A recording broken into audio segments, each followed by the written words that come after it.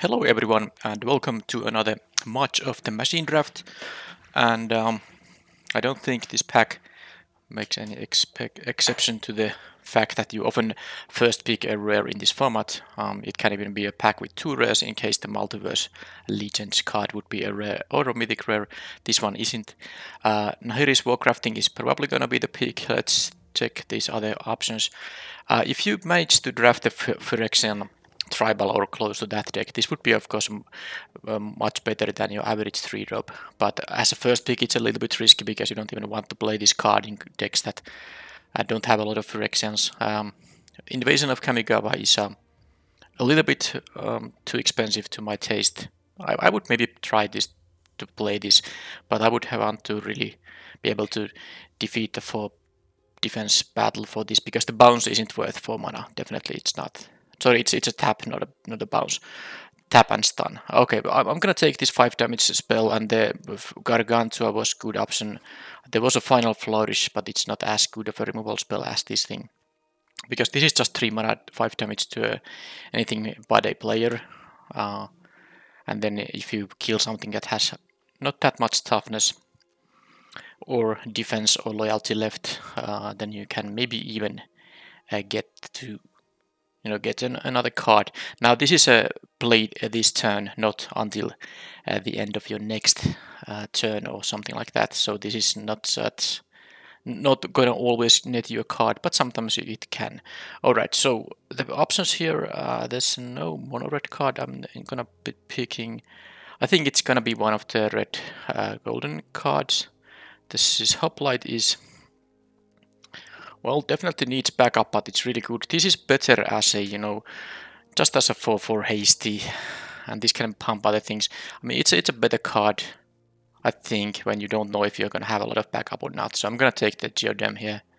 I think my previous draft deck also was red-white, wasn't it? So maybe I can deviate from that. Well, I don't see a lot of red here, and I don't see more green than this one thing. So this is actually, I think it's quite okay. You can jump block with the 0-1, and then with 2 additional mana you can start doing things with your 5/5. But it's not gonna be the peak, and the Burning Sun's Fury is just quite bad actually. I think the best cards in the pack are the Invasion of Ulkrotha. 3 damage to any target, gain 3 life is nice enough for 5 mana. That when you have the option to maybe defend, defeat the battle, it's giving you even more value. I like the Aerialist as a cheap flyer that you sometimes can get. You can get more value with it. And then there's of course the Astral Wingspan. There's also the Firja, but I think I'll take the Invasion of Ulkrotha. I like the removal spell, which will be potentially giving you an extra card. Well, about this pack, then there's another Geodem, which I actually would be picking. This is also a battle you might splash for if you get some fixing. 5 mana with single mana requirement for a certain color definitely is a splashable effect. But there is a Stoke the Flames. I mean, I could still not be red-green, and then this can work with red-black and red, well, red anything, obviously. So, and this is just a very good card. I mean, it's in a red-green deck. I think there are decks where you would pick this over this if you have a lot of battles, but I think as in an early pick in a draft, you should just take the Stoke the Flames, even if you know for some reason that you're gonna end up red-green. So let's take the Stoke the Flames here. And okay, I'm seeing red and green now, so maybe the pack from which I took the Invasion of Ulkrotha, that just didn't have a lot of options for those colors. So now I can take a Cosmic Hunger or War-Trained Slasher, or I mean I would take the Harried Artisan rather than the Slasher, because this can upgrade into a 3/4 hasty. Well, a flyer. I mean that haste matters only when you can play and transform this on the same turn. This is yeah, I mean, interesting card, but I'm not green-white. I don't think I want to splash this thing, so I'm not going to take the Lathiel, but you can get some nice things with this.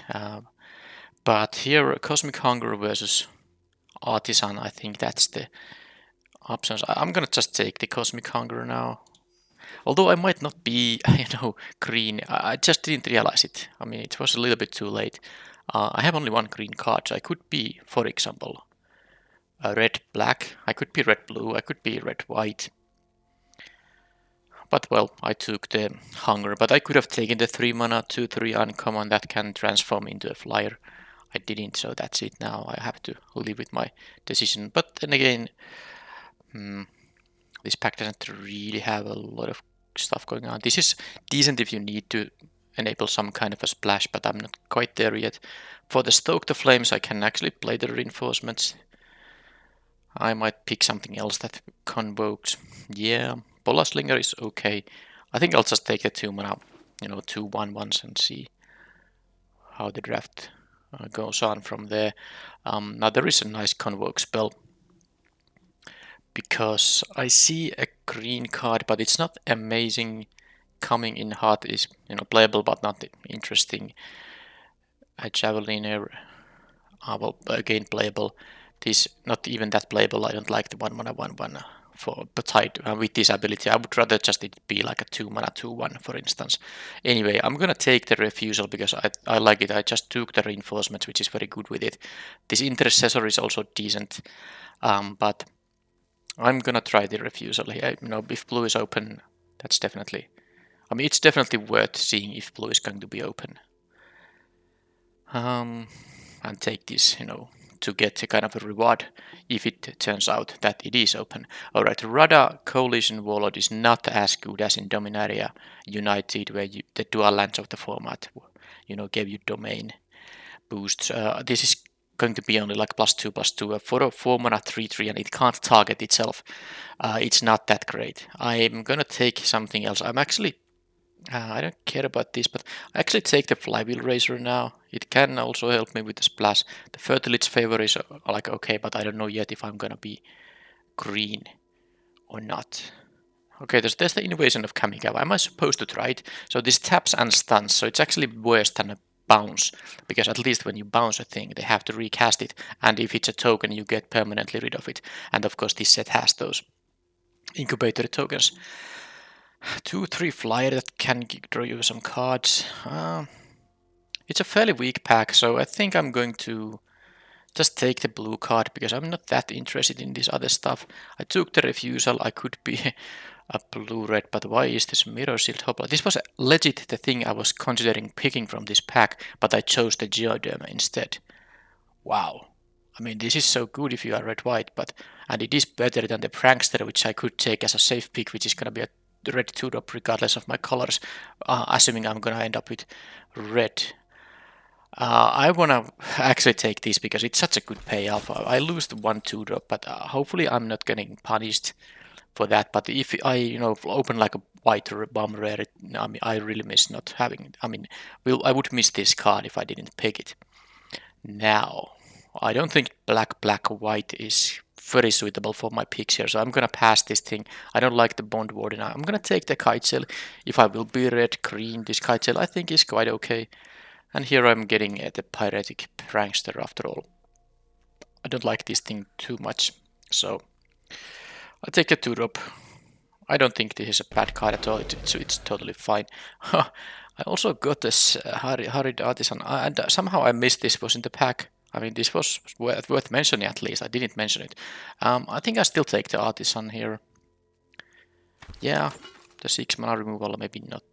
I mean, it's good with the reinforcements because it has convert, but whatever. I didn't take it. Oh, well, there's a Bonebringer Valkyrie now. I did take the Mirror Shield Hoplite, which I think this might have a chance to come back, because this was very late pick in the previous pack. Now, this is of course one of the greatest bomb rares in the format. Just amazing card. First strike and lifelink and flying and backup. Yeah, it's ridiculous. I don't think the Invasion of Kylem is that good. It's okay. I guess the front side does help flip it soon or right away. Okay, but I mean, I could take the Deadly Derision. I have one black card. I'm just gonna take the best card in the pack, and I already took one white card here for the exact reason that if I end up finding something great that is white, I will have the good 2-drop already. And here is the backup card for that. There's also Stormclaw Rager, so if I was more solidified in black, I could have taken the black removal spell in the previous pack and then now get this Rager, which is quite nice, but I'm gonna be red-white now most likely. So this thing copies any backup abilities I have, so of course I will take backup abilities very highly now, especially if I get the second copy, which I think is possible at pick number 9 in this pack. I'll get the second copy. Alright, so what do we have in here? Drana and Linvala. Drana and Linvala. Flying Vigilance, difficult mana cost. Stealing the activated abilities is not, and of course shutting them down for the opponent is not necessarily the greatest thing. Sometimes can be very good, sometimes quite, meaningless. I think if I would be splashing a black card, I would take the Collective Nightmare in that case. But am I going to splash for black? That's the Invasion of Ulgrotha.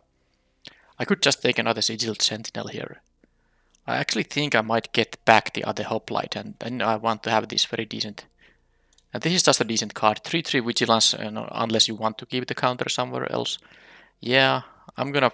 There's also this thing, but I don't think that's even that great.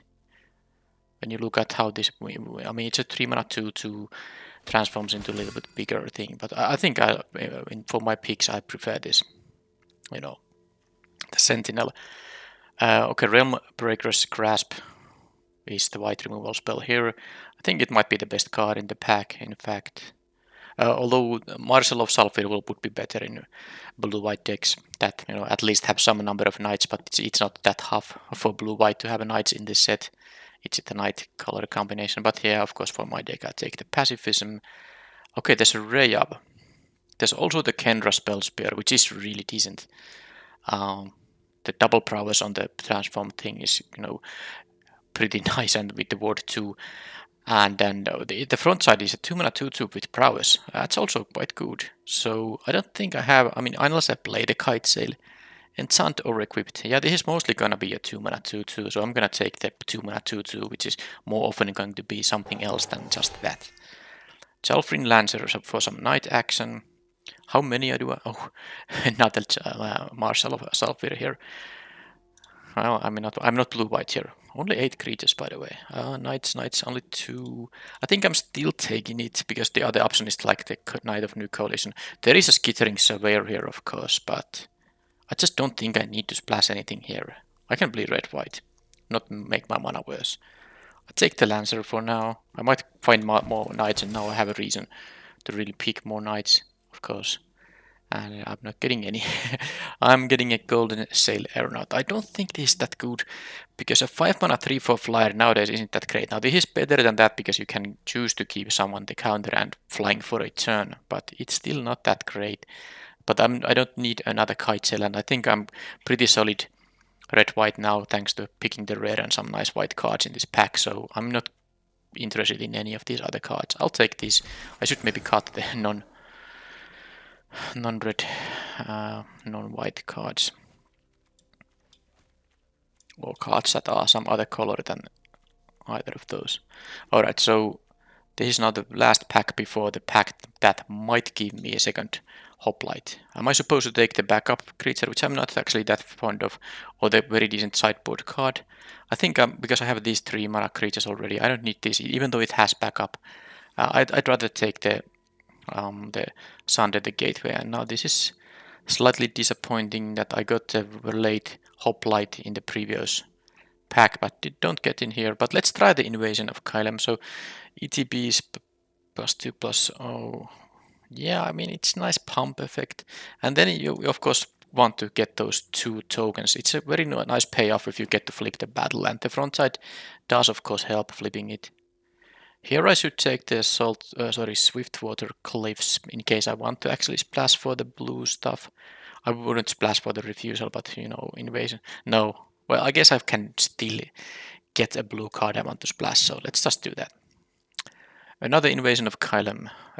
Bloodfell Caves if I want to splash for the Ulgrotha thing. I don't think I am gonna splash that. I could take the 2-drop too, but let's just take the Invasion of Kylem. Kylem. I don't know how to pronounce it. Kylem it is for now.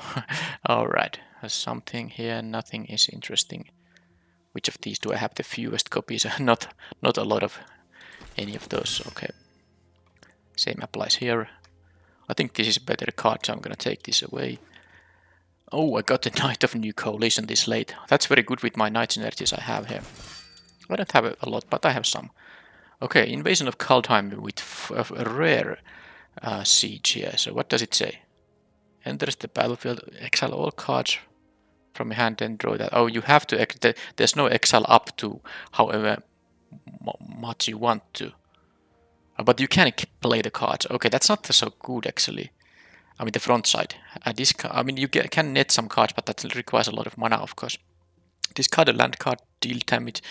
Okay, that's better when you get to flip this. But there's also a Seal from Existence, which is just a solid piece of removal. I mean, very solid. I have some nice amount of removal, but I think I'm still... This is pretty clumsy. Yeah, I mean, you get to draw a card when you discard a land, but... Actually, you don't get to draw a card, you will exile the top card of your library and you can cast it, but... I really think I'd just rather have the very solid removal. Okay. Elspeth's Might again. I have had a lot of these. I think I have a playset of them already. I do. Teysa Karlov. Yeah, not gonna splash for this thing.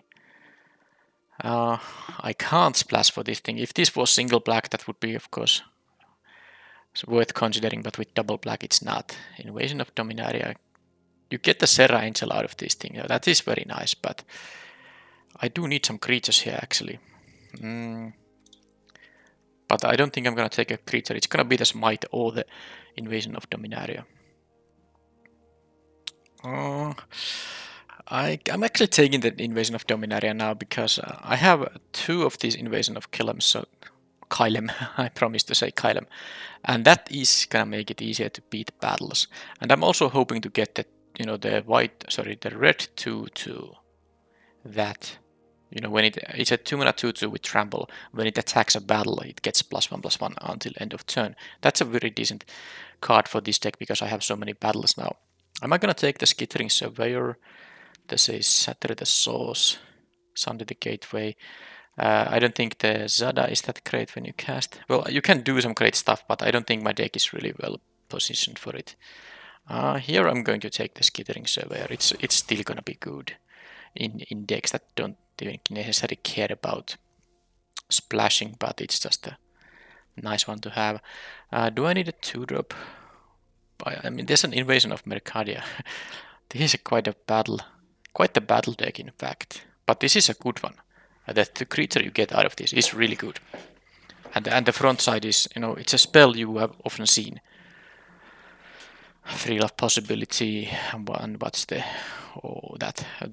are similar cards, many of those. Some of them are instant, some are sorceries. But I think I'm taking that over the Lifelinker or another copy of the Razor here, or another copy of the Shatter the Source. I don't have any of those Shatter the Sources, but I have had multiple options to pick one, including this pack. I'm actually maybe taking it over the Aerial Boost here. I'm gonna take one of these now. At least I have some tools against higher toughness creatures, although I do have them with the Seal of Existence, and Nahiri's Warcrafting deals 5. Okay, Wren's Resolve, Barrage, the Intercessor. I'm starting to have again, I mean I have some easy cuts like the Coming in Hot, Kite Sailor, so I'm not actually having that many over 23 playables right now, but the Intercessor is good, but I think I'd rather take the very efficient sideboard card. And I don't think this Double Striker is such an amazing card. The Barrage is such a good sideboard card, and this is a best of 3 draft, of course, so it's really valuable to have the entire cycle of these cards. And this is one of the better ones in the cycle. Alright, so Furnace Gremlin, very good payoff if you can enhance its power a little bit. You get a nice incubator after trading with something. Also the intervention is good, but this creature is a 2-drop, which I think I still am happy to have. And it's just a very decent card. Alright, so this thing, I think with the number of battles I have, I should have the... this is really good against battles, because it's 8 power menace when it attacks a battle. It beats any battle by itself, and needs 2 blockers or a removal spell. As good as this thing is, I'm taking the Slasher here. Okay. Bruiser. Now this is actually decent with the battles too. You can give +2/+0 and trample on some creature. Now, yeah, if they don't block it, you have to return that creature. But if that means you just got to flip a battle, that's a really decent thing. And of course, there are some things like creatures with backup you are very happy to return. So I'm gonna take this here over the other options, which are not that great. Okay, I got it. Javeliner does deal damage to battle. Cut short can just, of course, be very good in a race situation. But I think I prefer the Javeliner here now. I have a bunch of removal already. I don't necessarily need another one. How many things I have that I want to target my own creatures with? I don't think I have that many, but I'm still taking it. I don't care about these others. And okay, I got this Shatter the Source number 2, Flywheel Razor number 2. I think one Razor is gonna be fine enough. I'll take the Source. Not sure if I can play 2 in the main deck, but at least I can sideboard into 2. I'm not playing this thing, I'll just take the uncommon over a common.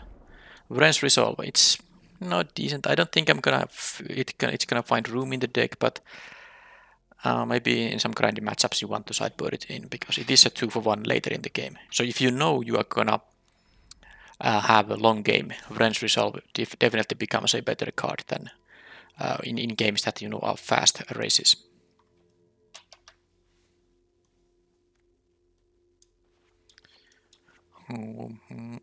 Yep, this is easier to cut now, because I have some easy cuts and then I don't have that many cuts left to do compared to some of my earlier drafts where I had like 35 cards, all of which are basically main deckable.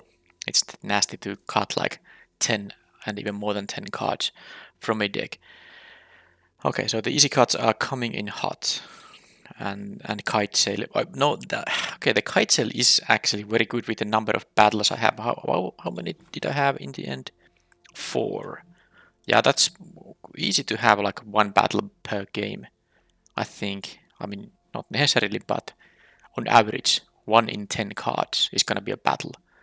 So it's quite unlikely that, after, when it's a turn 5 or turn 6 that I haven't drawn any battles yet. Of course, it is possible, but it's more likely to have one or than not. So Kite Sail usually giving me evasion, and I don't have that many flyers actually. Flying, do I have any? This can have flying. This gives me a flying. This is just a crazy bum, of course. And this has flying and can give for a turn, which is good, by the way, against the battles. So, I mean, the more flyers you have, the worse a Kite Sail kind of becomes, because as a 2 cost to equip +1/+0, that's a really horrible card. You wouldn't play that, but the flying is important here. Now, I might still consider it, but I think it is one of the cuts. Let's see if I have some other easy cuts like the Wrench Resolve. I don't think I'm gonna play. How many creatures there are? So this is now 5 2-mana creatures, except for the Mercadia thing is not. This is also not, so I think I should not include battles like this with the negative.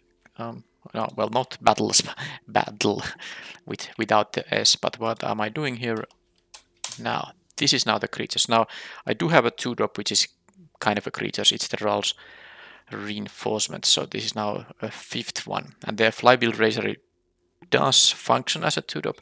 Also, the Sunday the Gateway does.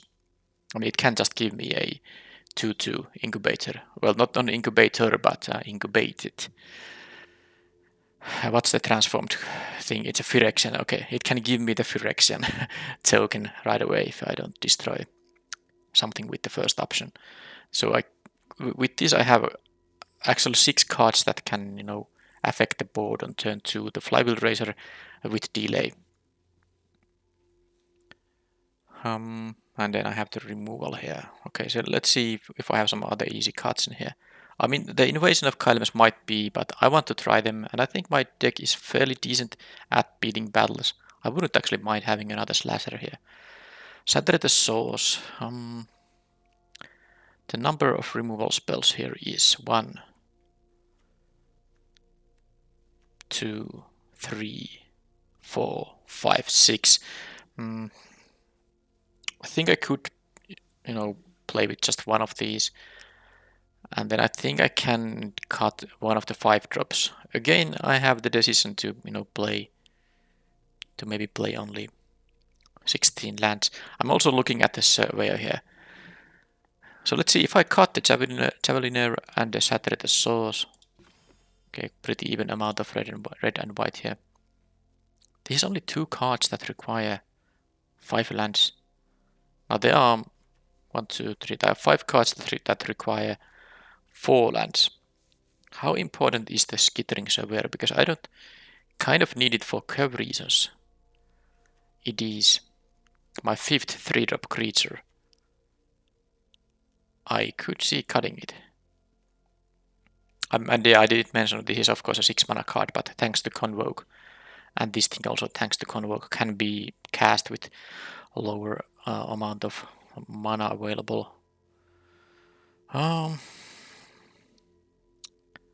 So I think I'm gonna play 1 Shatter in the main deck. And I think I'm just cutting the Surveyor after all. I don't even recall what I passed when I picked the Surveyor. But probably something that I might be cutting here now, regardless. That is 26. Yeah, the Kite Sail. How many creatures? That is 13 plus, the kind of creatures which are this under the gateway. I don't usually main deck these, but I think I have such a low amount of creatures in this deck that I might have to. And sometimes I can actually pick up, opponent can have a main deck artifact or an enchantment and incubate tokens of incubators and the fire exchange they transform into. They both are artifacts, so that's, that means that this set has more than the average amount of, targets for destroy target artifact slash enchantments than a set, non-artifact set on average has. But yeah, I still don't usually main deck it because a 2 mana 2/2 isn't actually that great, but my deck needs it for curve reasons. So I think I'm gonna do that. I'm gonna play that thing. Kite Sail. I'm cutting it from the main deck. Let's use it as a sideboard card if I feel like I need to be able to make my guys fly. Okay, so with all this, I kind of like the Ral's reinforcements with the double invasion of Kylem because I can make them into 3 power creatures. They are still relevant even in offense. How many backup creatures I have, by the way? 1, 2, not that many, 3, 4. Yeah, but then again I have only 1 hoplite. I didn't get the second copy. So this is not gonna do that much. But I mean, it's still in the games when I can play this on turn 2 and this on turn 3. That's a great curve out for sure. Getting 2 free counters basically. Or let's say it's 1 free counter because the 1 comes attached and is of course necessary to make this card worth playing in the first place. Alright, so I'm thinking about cutting the reinforcements. I don't think I'm gonna cut the Razor because it is one of my mana sources and I'm gonna play 16 lands only. I also have these double casters and this can add any mana, so it helps with them. Yeah, I think I'm gonna main deck the gateway but not the reinforcements. This is exactly 13-13 color balance as well. So yeah, I think this is fine. I have only 2 convoking spells, so that 1 once might not be that important. Yeah, this is it. There is a tempo loss initially, but when you get to beat the battle, you just get a 4/4 flying vigilance, i.e. Serra Angel, without paying the 5 mana that such a card usually costs. So you get the tempo back. Of course, that applies to like most battles, but I think this deck is able to beat battles consistently enough to make this card worth playing. Alright, so this is it now. I will sideboard in the Herald's reinforcements against decks that have, 1 toughness creatures or just aggressive decks against which I do want to have, as many early plays available as possible. Yeah, that's it. I don't have any dual lands here. I mean, the Skittering Server does also fix my mana. I just mentioned about the double casters, which I have quite a few of them. Although for the Stoke the Flames, any red creature can, ease up on the double caster requirement. So I suppose it's only 1, 2, 3. Okay, not necessarily good enough. Many, I mean, not that many that I actually want to play the Surveyor. I do like my other options more. So this is the main deck with 8+8 mana. Now this is the same color combination as in my previous draft, but that was a little bit of an unexciting in terms of the matches. So let's hope this is a more more interesting to watch this event. But we'll see.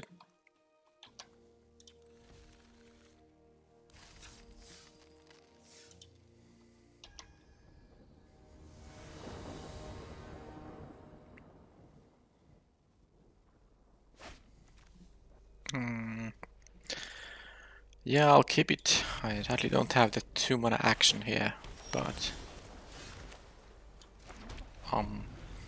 it's not really a hand you can mulligan. I have a turn 3 play and some nice playables here. Okay, blue green. This thing says defender, and then if I have 8 or more cards in the graveyard, this is a 2 power unblockable. Alright. Not much options here. Let's try to see if I can resolve this thing. Or did they have the counter spell? They have some other kind of an effect. Could be the bounce spell that costs 3 or 1 if it targets an attacker, but they didn't go for that. I mean, probably means they don't have it. Or they have something that can block this easily, so they didn't have to do the bounce spell. Okay, so I'm just gonna play the Knight of New Coalition. It's actually quite nice with the Kylem because these 2/2s will be 4/2s on the next turn, assuming all of this resolves. But now I'll just attack with my Vigilant thing. Not much. I mean, I don't really bother if they're gonna use a trick here. I'm 1 mana short of Saturate the Source here as a response. So let them do the thing. They have some kind of a pump. Okay, 4/3, they draw a card, but these actually do trade unless they have another pump effect there. So currently, okay, so that was, they did not, win a card here or anything.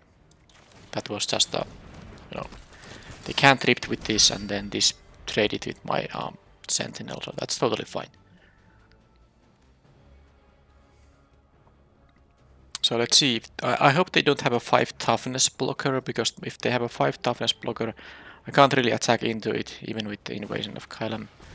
Alright, so this was 1 card giving me 2 tokens, so there's a chance now that I'll trade them off, and then I have this waiting. My options here, I mean, this can't attack into these things, so I think it's just better to do this now.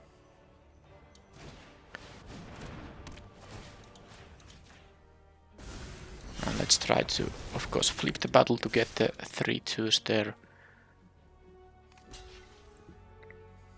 That's a really good deal. I mean, these are 2 cards they used there up. Now I have used also this card, and so far it doesn't do anything, but I assume I'm gonna beat it, and I can even, deal 6 damage to a battle there.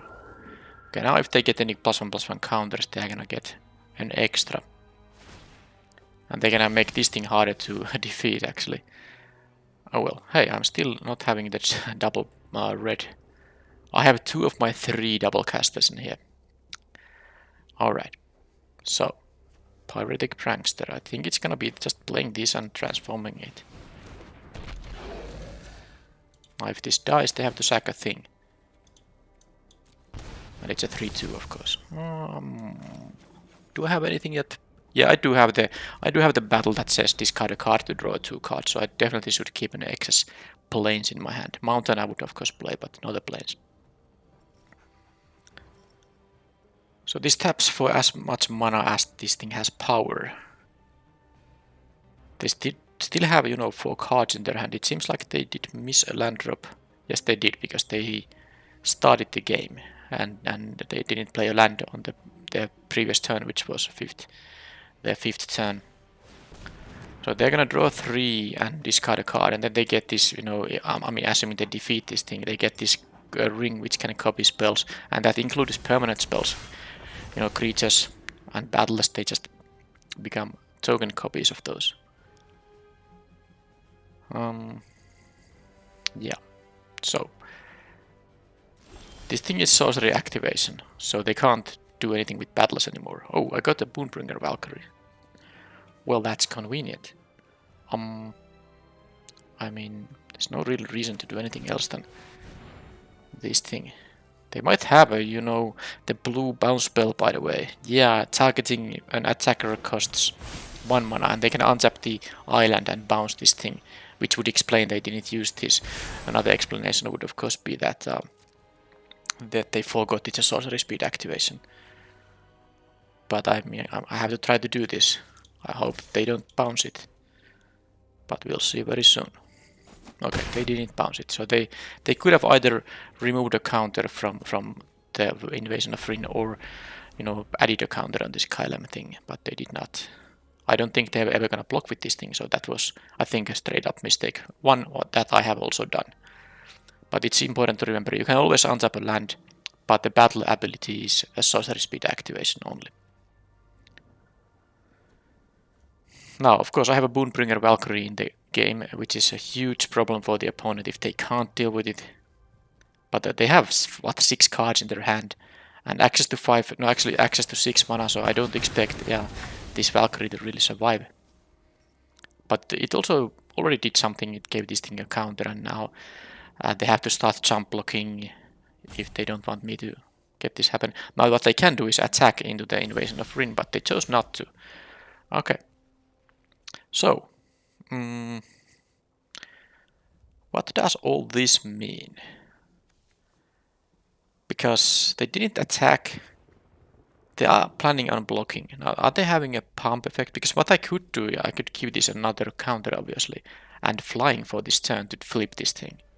Let's see what the tokens do. Create 2 3/2s whenever this creature and at least one other creature token attack put up. Okay, so they actually, when you, the first time you attack with them both, assuming they both survive to attack, they become 4/3s. That's really nice. Now, the thing is that I don't actually want to give this a counter. I'd rather have a 3/4 flyer. That is the thing here. So now what I'm doing here is, in fact, I'm gonna play the land because now I want to have the convoke mana. I mean, I want to have the mana available for this spell, and I can't convoke if I attack with this. This doesn't have vigilance, so I had to play my planes now because I'm gonna attack into that thing. And if they have some, you know, tricks I can counter, some tricks I can counter with the Shatter the Source. And if they don't do anything, I mean, if they just jump block, then I just play this post-combat, making it into a 3/4. Okay, they tap for... Okay, now they have the bounce spell. So that's also... Oh, they actually make that. Let's kill it. So, I mean, this prevents them from drawing the card as well. Because this is a cantrip, but it won't resolve if the target goes away. And now I get to, you know, flip this thing and I have my nice little tokens. This and at least one other creature token attack. Yep, and of course they both have the same text. So let's hope they don't get to bounce either of those. And I have still 2 removal spells, although I can't cast this until I actually do find the second red. And I can make one of my guys fly if that's somehow relevant, but don't know if that is. 3/4. Okay. Which... Okay, well this backup will be copied by this hoplite. Well, this is actually a good turn to just use the seal from existence here. I mean, I could have still attacked into that thing, they trade with one of my guys, but I'd rather, you know, attack for 12 in here and have all these guys alive. And then also I'm able to play the hoplite on the next turn, and then I can make 2 of my guys fly because the hoplite will copy the backup ability here. So I never needed the second red because what the opponent had wasn't enough. Yeah, I actually do now like these because it's 2 3/2s and they grow when if you get to attack with them into 4/3s. Yeah, the front side doesn't affect the board. It mostly just helps flip the backside, flip this battle itself. But for 1 card, you still get these 2 creatures that are pretty significant. All right, they are splashing for an Agar. guess it makes some sense. Or maybe not, I don't know. It really requires, burn spells, which they don't have, or wizards or giants. Tandem takedown. They have multiple of these shapecraft spells. Okay, so I have some good responses to that with the instant speed things. Also coming in hot, making my guy having the first strike and +1/+0 is quite good when they try to do that stuff with the tricks they have. I mean the shapecraft, it's just so hard to cut anything from this deck. I don't want to cut anything, and that is... I guess I could cut the 2/2. Did I see an artifact or an enchantment? No, battles are battles. They are not enchantments. It's, at least to me, it sometimes feels like they are enchantments, but no, they are battles. This is just a 2/2, and it's actually quite bad against the 2/3s I saw. So I'm gonna cut that, and maybe I'll play the... Oh, the barrage can deal... how many blue creatures I had? I didn't see that many. I have to make my decision. I think I'm gonna go with the coming in hot. That's the sideboarding now. Well, let's see if let's say that if I lose this game, I can still sideboard something. I'm not sure that was the optimal sideboarding. Was I supposed to change something else? At least I will get more information here as well. They mulligan, and I have to do it too. There's no play with this hand at all. Well, I mean, this hand, does have play, and both of my hands had the Valkyrie without any planes, but I suppose by the time I am having at 5 mana, I might have the 2 planes. But it's more important that I can curve out with this hand, and of course I'm not gonna go to 5 very easily. What? Did you see it? I didn't check it. Opponent has 47 cards left in their deck. 5 in hand, that's 52.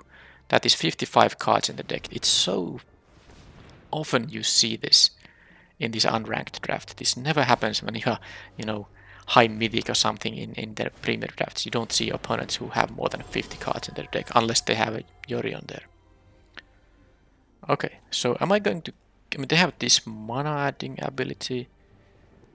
I could look at the top X cards of your library, but you may play the exiled card this turn, so I can't sadly,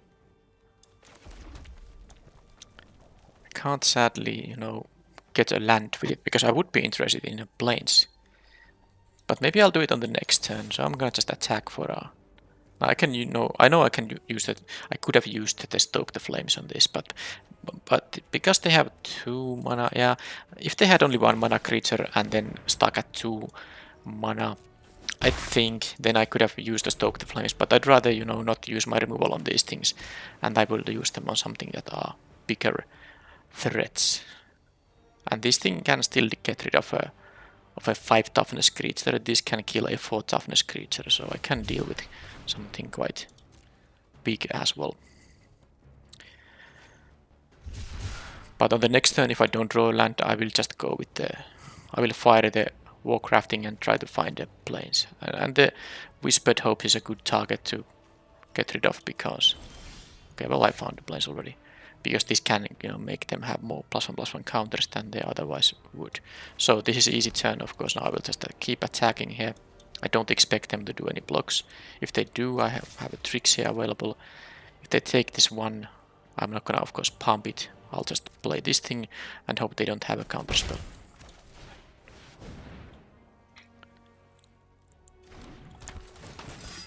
No counterspell there. Okay, yeah, well, playing against the 50-something card deck makes sideboarding a little bit, less easy because it's not so likely that they draw the cards I am sideboarding against. But of course, that also means that if opponent has some good bombs in their deck, they will have lower chance to draw them. Now they have a Wren and Realmbreaker, which is good, but it's not like the craziest bomb. And I think with this board I can deal with it. This can also hit Planeswalkers. Okay, this is now a 3/3 Vigilance Hexproof Haste, but not indestructible. So they can block with it, but they will lose it if I can kill it. So what's my play here?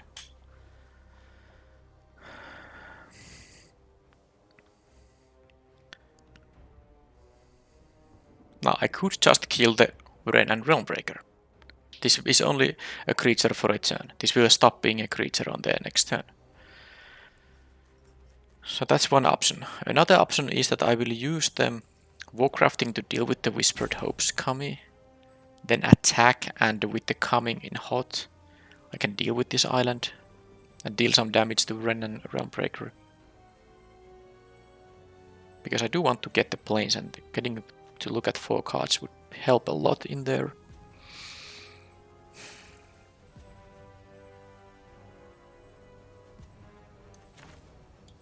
I'm doing it. They might have a response to this, but we will see now. And this has hexproof, so I can't even consider targeting the island here. That's 5 damage, so a pump spell alone won't work.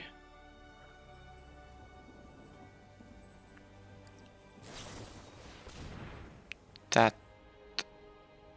well, I mean, that's just... that makes no sense. It's still gonna die. I get to look... I mean, I guess they might have another pump spell now.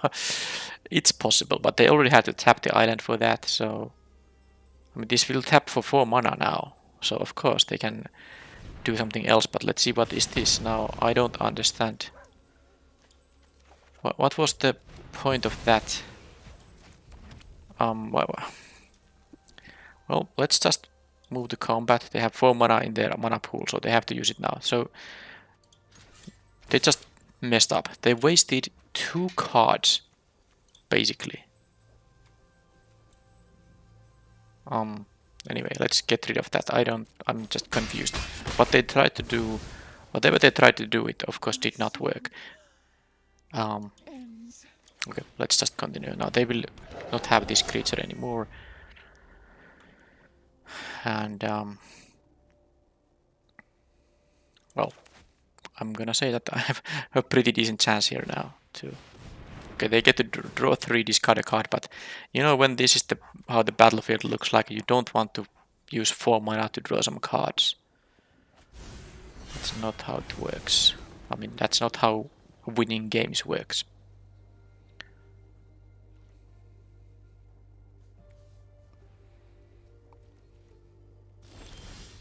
Okay, I got my Valkyrie. Am I supposed to play it? I could just flip this guy. But let's have the Valkyrie. They might have a counterspell for it, but oh well.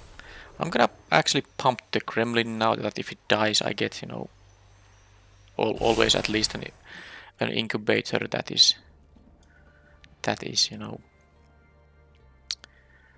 a 2 counter incubator.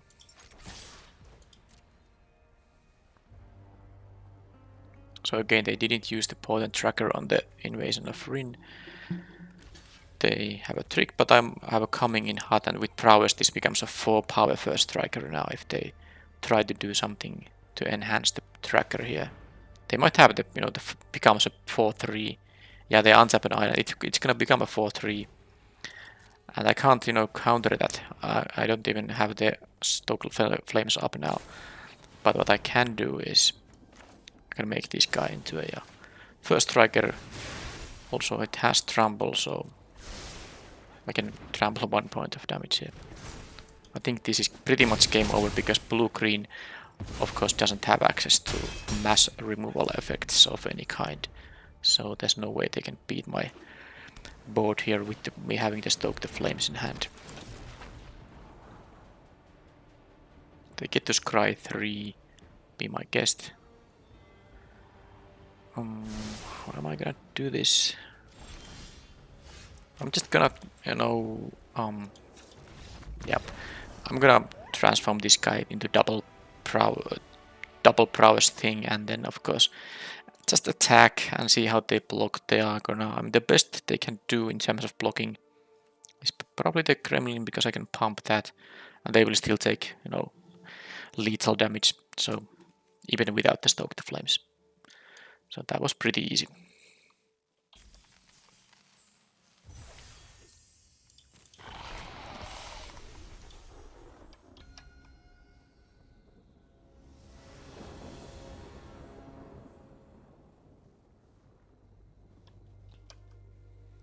Okay, this hand is a 5-lander. I have a 2 and 3 mana plays here though. I guess I can use extra mana to transform this guy. I'm gonna keep this. I'm on the draw. So because of this, fairly nice curving out here, I'm keeping it. But of course, this runs the risk of drawing, like a top 5 cards has 3 lands, and it's gonna be nasty. But top 2 has had only 1 land now. Okay, it's straight up 3 colors, just like that. It's easy. Okay, well, I got my Valkyrie. So this attacks for 3. Oh, I'm not sure who's gonna get the counter, so I should just I can't double spell because I would have access to 4 mana, but that's not gonna help.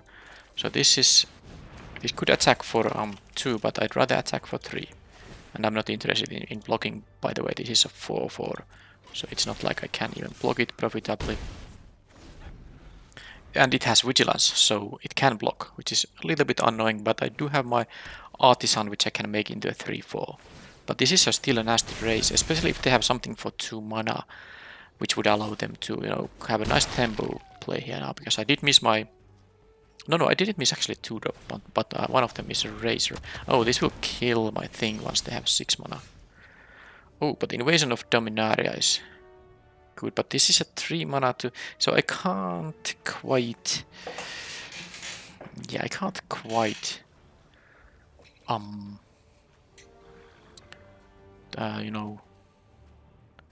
play the invasion and transform this. Actually, I can't close to do that. But I'm interested in... Now, okay, the sad thing is, I could just play the Valkyrie here. I could crew the Razor and then just have it for mana.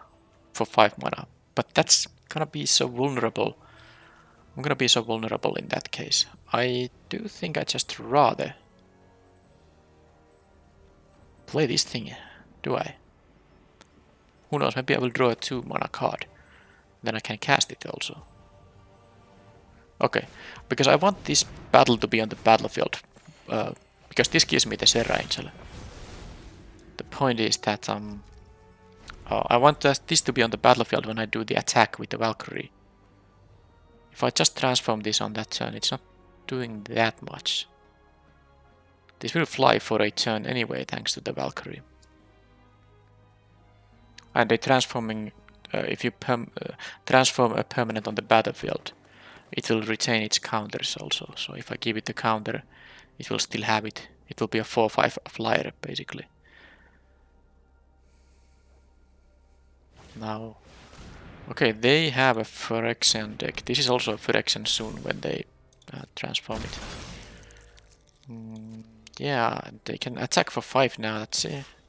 I'm in a little bit of trouble if they... I mean, of course not if they can't deal with the Valkyrie, but if they can, I think I have very low chance of success at that point. Now, I could crew this thing, but it still would only be a 4 power creature. I cannot get my angel right now, so I'd rather do this.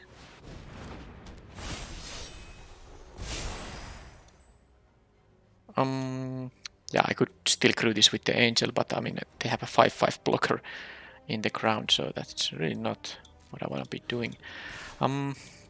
Okay, the moment of truth. Can they... Oh, yes, they can. I just forgot it. When they transform the instructor, it's actually going to be a bigger... I mean, it's a 3/3 normally, but it will actually be a 4/4. And it will give -X based on its toughness. I just hope they don't see it. But now if they transform it, it will give -4 toughness to, well, the Valkyrie. So they had the onboard way of dealing with it. So I was maybe supposed to do something else on that turn. But maybe they don't see it. because the backside of and I'm not gonna hover over the instructor because I don't want to give them any clues by hovering over the cards that they actually have a way to get rid of the Valkyrie right now. So I do hope they're gonna use mana for something else than transforming the instructor. And I did play, I made a mistake myself. I should have played the Sentinel, give a counter to the Artisan, and then I could have used the Sentinel to actually... Okay, they have another one of those. Oh, that's pretty sweet. I guess it's the Vigilance doesn't stack, of course, but they will get another big token. But yeah, they made a mistake, and I'm happy for that. Okay then. But yeah, I could have done something a lot differently there. Alright, Invasion of Kylem. Play this thing. This costs 3 mana and 2 life. I mean, I can choose to pay the 4 mana because I have the white also. But I could make this into a 4/5 flyer. I could beat both of these battles if they have nothing. Except that I don't have the mana for that quite. No, it doesn't work. But I can make this fly and give it... No, I need to give a counter to the Valkyrie, I think.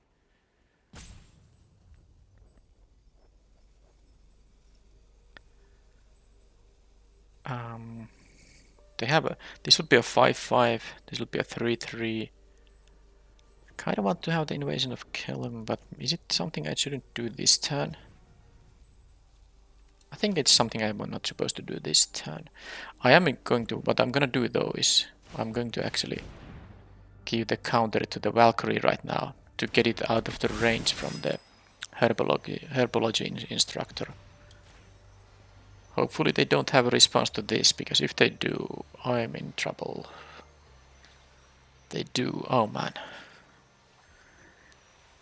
Do they? Well.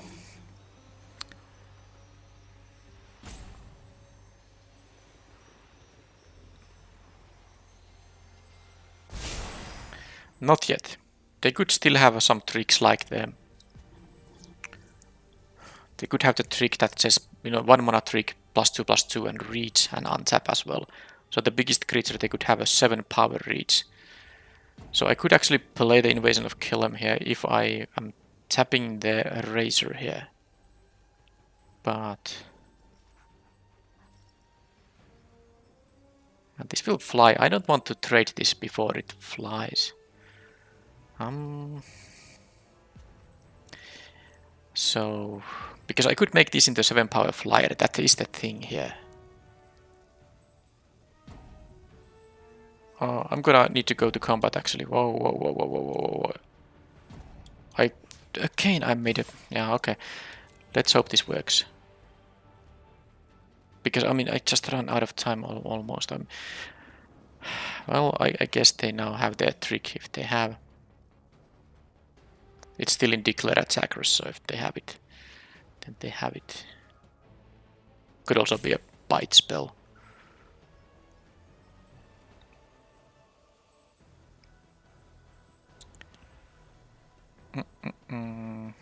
Yeah, this is gonna be miserable if they can kill it.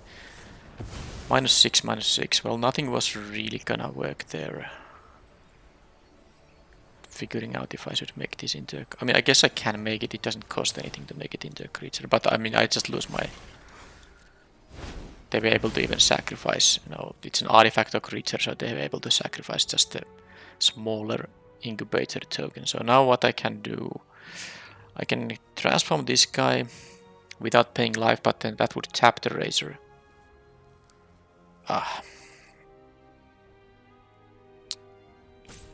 Taking so much damage here. Well, I'm doing it like this, and this is fine. I mean, I'm taking 5+1, I'm taking 10, and they might transform the instructor to kill the Sentinel. I have no more life gain. Yeah, the fact they had removal as well. Well, I suppose they had just all these 3... Is this like more like a black-white deck that has a herbology instructor as a splash? I don't know. But now they realize it's actually -4, not Oh, sorry, -0, -4, not 3, so they could have killed the Valkyrie later, earlier. Now they can only attack with that 5/5 though. I can threaten to block the other one. But now I need a creature here. Now that's really bad because I wanted to. Well, I guess they have blockers in the ground. Yeah, the vigilance is really annoying. Invasion of Kylem doesn't do anything actually, and I actually have no place. I mean, well, I suppose I'm fine, but this thing is. I guess it could have gotten vigilance. Does it have vigilance? Yeah. I just thought I don't want to waste the +2/+0 when I'm getting these, you know, this I'm just dead here. I don't want to show them any cards. They can just transform this and then I have only one blocker. Yeah, this would have had vigilance, but it's not like I was, you know, winning. I didn't really. I wasn't in a position to deal with the 5/5s they have there. Yeah. Flourish was the thing. I mean, like I said, if they can deal with the Valkyrie with this board state, I had no chance. So they have big things. I think I'm gonna play the Shatter the Source. This also just kills an artifact. And I will definitely play the... Oh, I have the Sunder the Gateway in the deck, so that will be played. Shatter the Source, number 2. Thank you very much. And what is the cut then? I think I still want to rely on those. I want to rely on those battles a little bit. So I'm gonna play them. Well, it's not so easy to decide on them. Decide on the cut now. Now the Flywheel Racer was a little bit awkward in that game, so I think I'm gonna cut that. Still having only 16 lands though, but well, at least the 6 mana spell I sideboarded in I can pay with Convoke as well.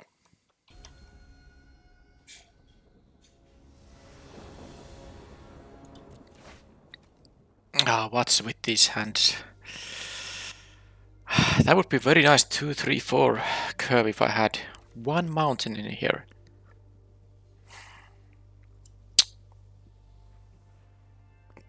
So I need to draw either a mountain or some more white cards.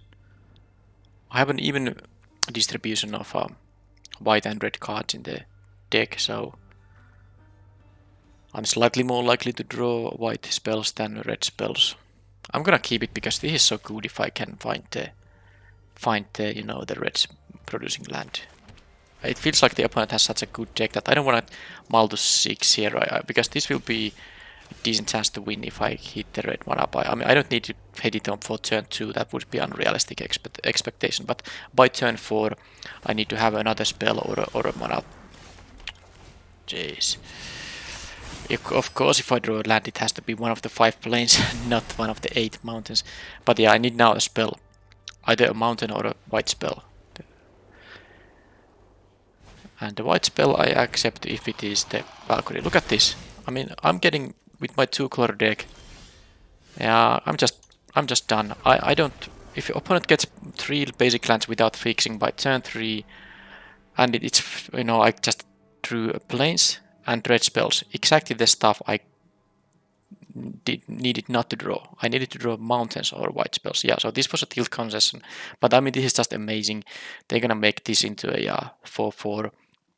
I can do literally nothing now. I can try to offer a trade, and they can take 3 here. It's just game over when I can't do anything. Wow, and seeing the opponent hit their basic lands just 1, 2, 3 different kinds is just such a annoying thing, and I prefer to draft 2-color decks for the specific reason that I hate mana issues, but that's how it goes sometimes.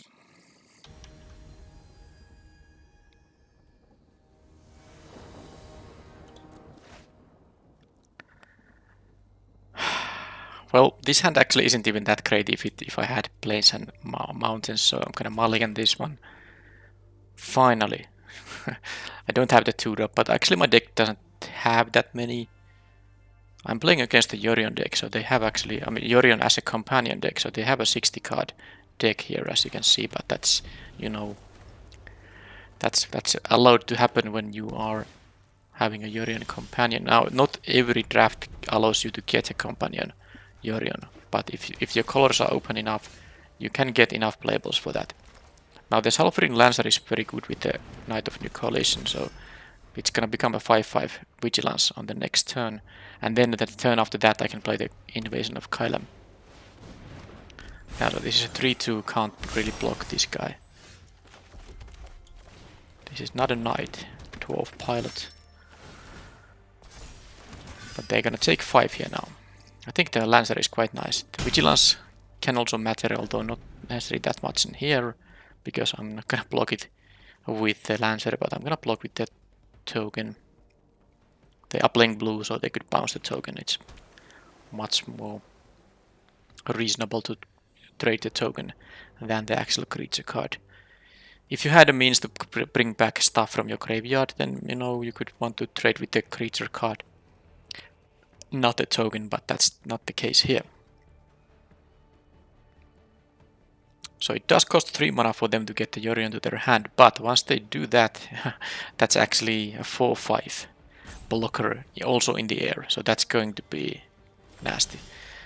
But I have now this Realmbreaker's Grasp on Yorion, and I definitely shouldn't play it on here, because they can just end up flickering it. Now, they did not use 3 mana to bring Yorion to their hand. I guess they don't. Yeah, they have 6 cards in their hand, so that they wouldn't even have needed to mulligan, discard there.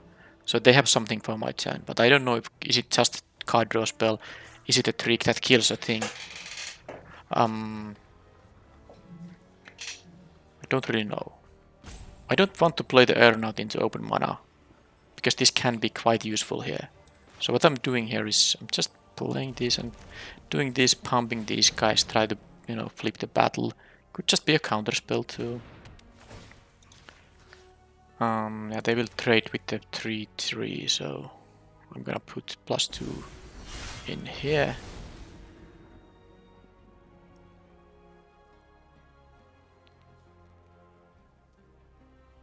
Do they have some tap down effects? Yes, they do. Yes, they do. Alright, alright. Well, they get... I'm not gonna offer the trade here, definitely not. I can make this guy... This won't untap on the next turn, because they have the stun counter. So that gave them some time.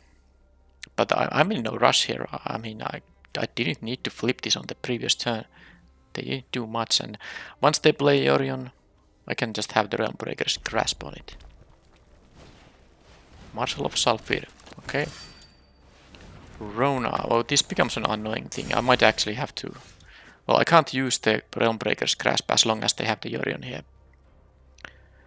But now I can have my flyer. It's a sad thing it's not a Knight, because this would... A Knight would pump here also to make me able to actually flip this thing, but... I can flip it by using the Aeronaut here. Now, if this transforms, it's gonna be a 5/5 Trampler. When this gets dealt damage by any source, the controller, which would be me,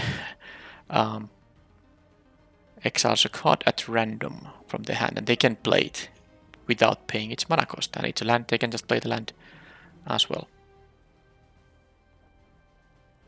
Well, they can put it on the battlefield. So they can bypass the 1 land per turn thing with this too. So I just can't, okay, they went to loot instead. They could have transformed it by tapping out, but I guess they figured out they don't want to do that. And once I have an empty hand, it's actually just a 5/5 Trampler. It's not a Phyrexian Obliterator, which is just a totally horrible thing to deal with. Okay, and this thing has a tap ability, so let's see what they do with that.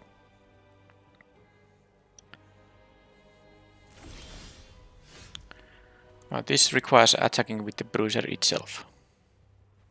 So there's no point playing it pre-combat, and again I'm gonna save the Grasp for Yorion, of course.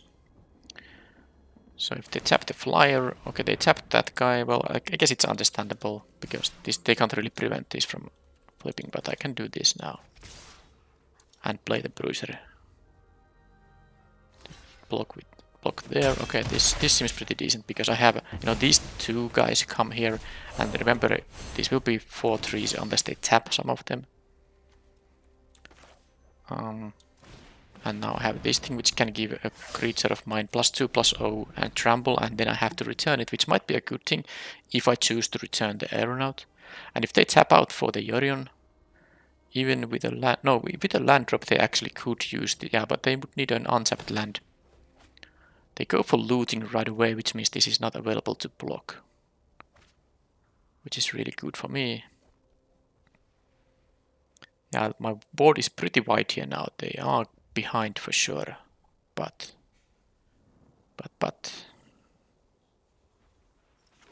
Okay, so they did have an untapped land, so they can play Yorion and use the Sulfur thing to tap one thing, and I think they would have to tap. Oh, this untap, why did... Whenever you cast a legendary spell, untap. Yeah, so I kind of messed up. I didn't mess up, but I said... I mean, the looting was, of course, now not gonna matter, because they got to untap it anyway. So the looting was exactly the correct decision for them. Now, Stoke the Flames. Wow, that is really good. So of course, so they played this instead of using the tap ability. Well, the grasp is gonna grasp the Yorion. That's the obvious thing. Do I want to do something else before attacks? They have the 2/3 here, which is actually able to eat the 2/2. Well, I guess I just don't attack with this 2/2. Yeah, this doesn't give counter to the other token, because that would be nice if that was the case. Now I could also just kill this thing. If I make this into a 4-power trampler. No, here's what I'm going to do. I don't know if I have a lethal right now. They have a looting up, and they might have, you know, a convoke spell also up. So if I make this guy into 4 power, then I return it, I have it on the next turn. Or if and I can finish. Let's see how they block, because this is 4 damage to their face. If I don't attack with this, if I attack with everything, and if this eats the 2/2,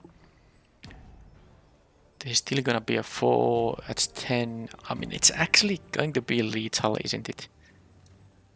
In fact, I'll just make it easier. I'll just actually pump the 2/2. Now, of course, that means I have to return it. I have to return it now.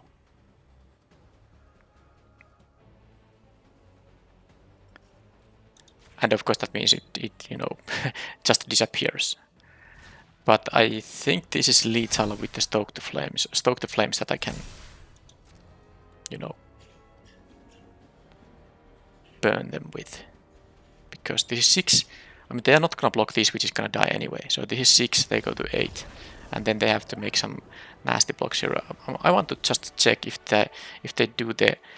So let's say they take the flyer and they take the 4 in here. And then they have 3 blockers. If they block all my 4 power creatures, which means they have to jump each of them without my creatures dying at all. Then they take 6 here and 3 here. That's a total of 9, and they would go actually to 5 in that case, and this wouldn't be enough. They would lose their board. I would lose nothing except for the token, which I would have to bounce. So if they block the 4/3, if they block the 3, yeah, I guess they were able to survive, but basically be dead on the next turn.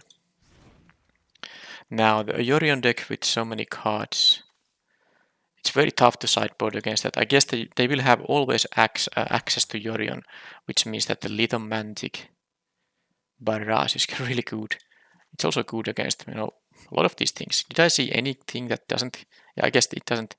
Well, it can still kill this if they give the counter to someone else, because of course the Barrage does deal 1 damage to non-blue, non-white things.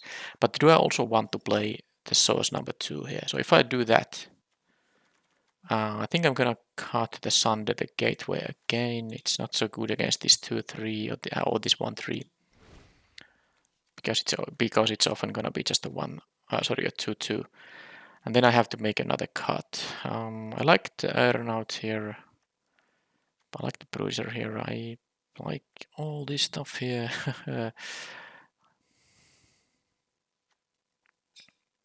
Okay, 40 seconds time. I don't know. Prankster, Hoplite. I mean, I guess I could just not play one of these things, but I kind of want to. I'm gonna actually choose the Razor again. I'm not sure if that is the correct way to go, but I like my other 2-drops slightly more, and I really like all my 3s and 4s and 5s. Okay, again one of these hands. Now this thing will draw me a card if I draw any land, even if it's just the plains. I have the Valkyrie in here, and I have a 3-drop. Now if I draw any land, I can play at least 2 spells from this hand, one of which will draw me a card. So again, I'm gonna keep this, but man, this event has not really given me a lot of, amazing starting hands. This becomes into a 3-3, which has basically flanking, if you know from the past. Blocking this will be tougher. Dreadship, which they can actually crew, it has haste, so they can attack for 4 here now. This is how you get punished when you are on the draw missing a 2-drop. And now I just sideboarded some 2-drops away, so... Yep. I might actually have to just simply trade with the Dreadship here. Oh, maybe the Valkyrie will help me. Of course, I have drawn 2 lands in here, both of web plains. No sign of a mountain. This thing has vigilance. Yeah, I might actually take the 4 here because I'm gonna play this and try to attack into this thing. I'm assuming I don't get anything else to play on the next turn. This will give me 4 life, so I can take the 4 here.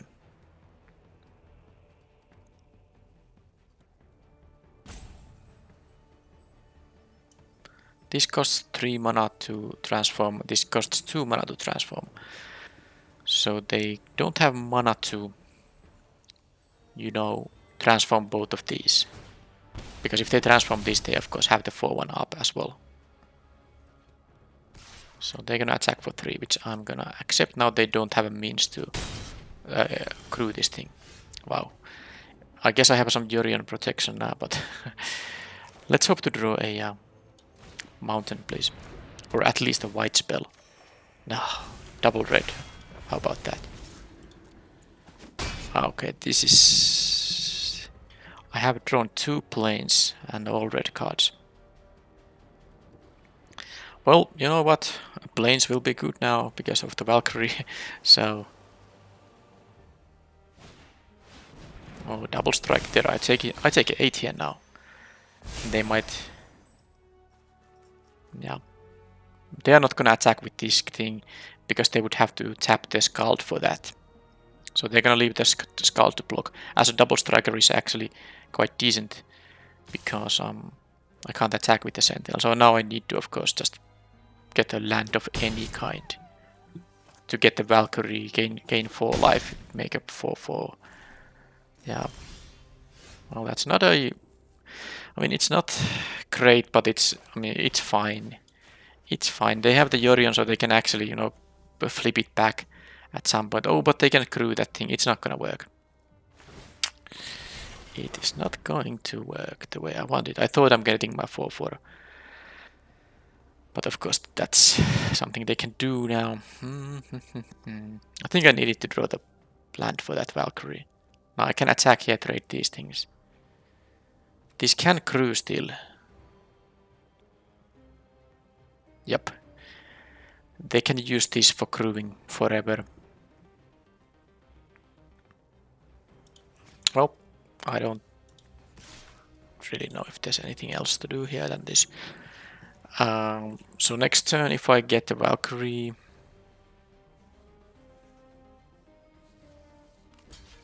Because, I mean, if I don't attack now, they're gonna attack with the 4-1 anyway, and I will not block at that point, regardless. Although I guess I could have left 3-3 to block the 2-2 now, take, 8 total from these things. I have lost this game because of how I drew it, what I drew here. I still have 1 game left, of course. And the Yorion flip, it's gonna actually flip back the Scald, get rid of the grasp here. Okay, just keys. Okay, so they even have... I mean, of course, if you play 60 cards, you have to play some not so great cards such as this, but it's not an unplayable card, it's just a fairly limited in its usefulness. Yep, I mean, let's try to have a normal draw here rather than just hope to draw one of my missing color. I mean, the other missing color, because I have only 2 colors in the deck. So let's play first, and well, I mean, I need to draw many lands here. This will cantrip if I draw one more land. But I have... This could just backfire by me not drawing the lands, but we'll see.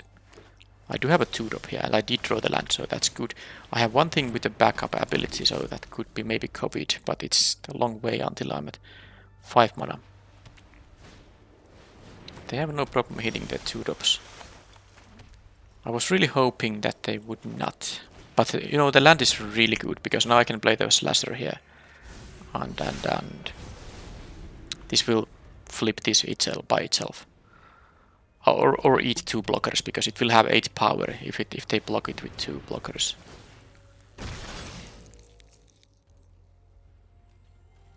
That's gonna be, you know, that's a good trade for me.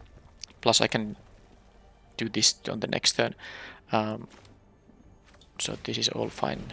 They of course have no trouble hitting their mana. But this is a really good hand I have now, thanks to drawing all these. I mean, I was now lucky to draw. I mean, even a land I won't be needing. I mean, I drew 1 extra, but you know, I'm just happy to have a 5 lands on turn 5, given my starting hand. And now, as long as they don't have interaction that can't tap anything yet, I will get my Serra Angel. If they don't have interaction, that is. So, let's see if they have something for this. So it's gonna give a counter on the hoplite and flying, of course. And then, I mean, just give it a slasher too. So now I have to make a decision if I'm supposed to, you know, attack. I mean, I'm gonna use this in here for sure, but they might have like a, you know, bounce or removal spell or something like that. So I'm actually going to do also attack with the hoplite there. So assuming the slasher doesn't get to deal damage, at least this goes to 2 defense counters, and then the aeronaut is gonna be enough to flip it.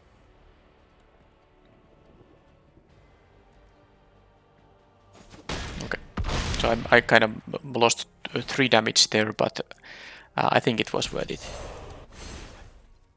And now I still have all this good stuff in here. They're gonna make that into that kind of thing, but I can also just have the invasion of Kylem here.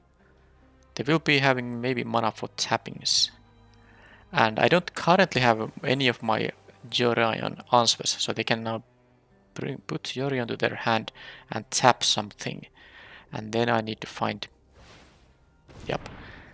something to actually deal with the Jorion, but I have a lot of ways to deal with it. So I don't think it's worth playing the invasion of Kylem now, because I might need the +2/+0 on the next turn just to be able to attack into Jorion. I would like to, you know, flip this battle right now, but it's the only thing that can allow me to attack on the next turn. So let's do some damage to them instead. So they are going to tap the Seraph Fate. Oh, actually they might tap the Slasher, because it's gonna deal the most damage, and I don't think they want to, because I mean this has menace, so even if they crew this thing, they have to lose 2 creatures to block the Slasher. I'm not going to attack with the hoplite. It would just trade with one of these, but this makes sense. And then I can play the Knight of New Coalition post combat. They are happy to do that trade there, which is, you know, something I don't mind happening.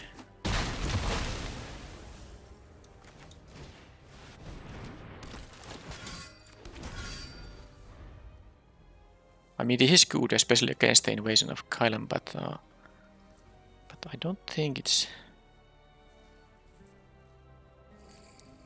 I mean, them losing both of these blockers, and they didn't know about these 2/2s, of course. They might have chosen differently if they knew. But now if they are gonna play Yorion,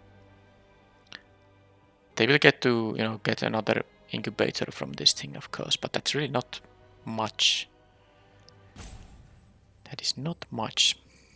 They can use the Marshal of Sulfur to crew and block with the Dreadship. That's something to keep in mind. Okay, there is the Yorion. So something is gonna trade with the Dreadship. It will be the Hoplite. Okay. Finally I get a little bit lucky. I have a lot of outs on this thing. I sideboarded 2 cards that deal with Yorion, for instance. So now I get to deal 5 to Yorion. And they will get to, of course, crew that thing, but it doesn't matter. That's actually 6 in the air I can attack. I can attack roll for a lot of damage. Let's just do this now.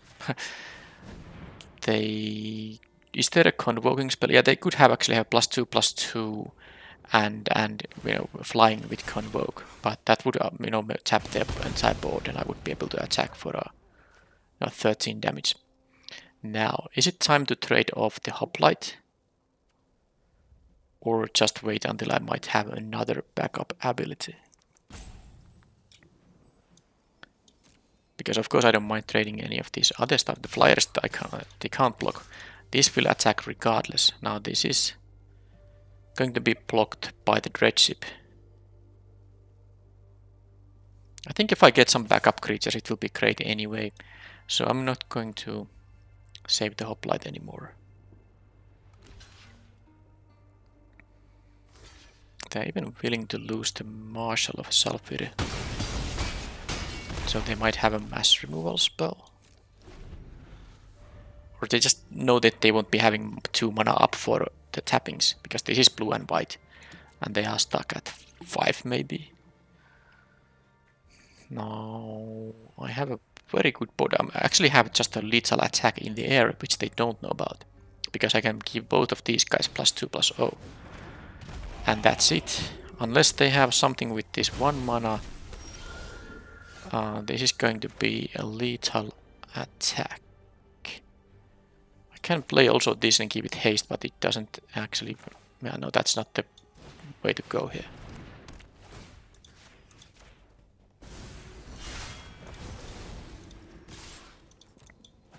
Okay. I did it. Well, at least this event was, there have happened more stuff in the matches than in the previous video. I conceded the game 2 in the match 2, but I'm like 90. I wasn't gonna win that. I mean, I don't know what the likelihood to actually not to lose there was, but it was very small because you saw the hand, you saw the situation in which I conceded, with the opponent having access to all the cards still in their hand and all that. So that was just an